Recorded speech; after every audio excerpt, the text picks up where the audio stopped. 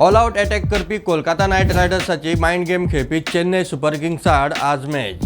Sunil Narayan, Andre Russell हांच्या all-round खेळाच्या नेटार नायट रायडर्स सुपरफास्ट चल्ल्या।